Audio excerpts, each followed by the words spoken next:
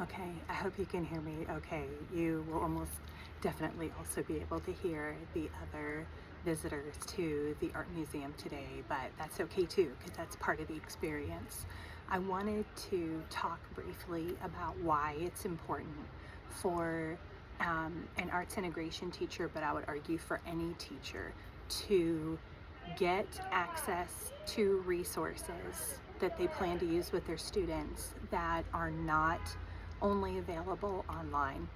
When we limit ourselves to what we can Google, we are trusting the curation of an algorithm. Really, I was going to say like another person, but it's not even another person, it's an algorithm. So we're not able to put in front of our students things that are original and harder to categorize and that don't fit neatly in a set of keywords, and that's where the really interesting stuff might be. So I come at least a couple times a year to the art museum, and what I just got done doing is browsing the shelves in the library, literally just choosing a couple of aisles to go down and pulling off books that look interesting, and then using my cell phone to take pictures of a picture in a book of an artist that I had never heard of, or maybe I had heard of, but this is a lesser known work of theirs, and it's one of my favorite ways to discover some new artists and some new art, and just to get back in this very human moment of teaching where I am experiencing the world in a way that is connected to a place that I share with my students and a life that I share with my students, and using that as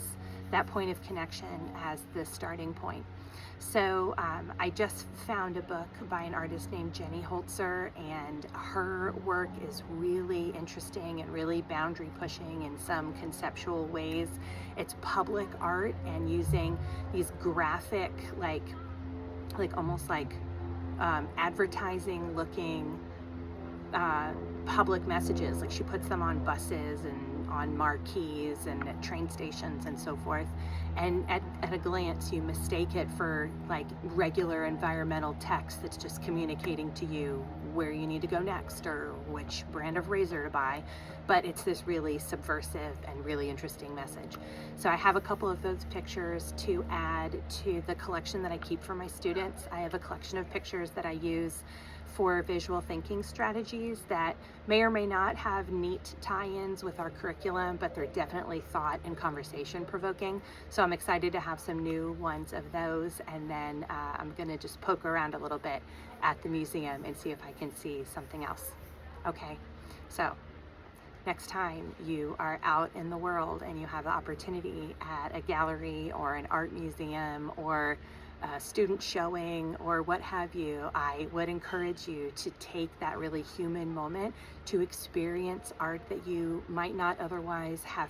found, might not otherwise have encountered, and think if that's something that you would be able to share with your students.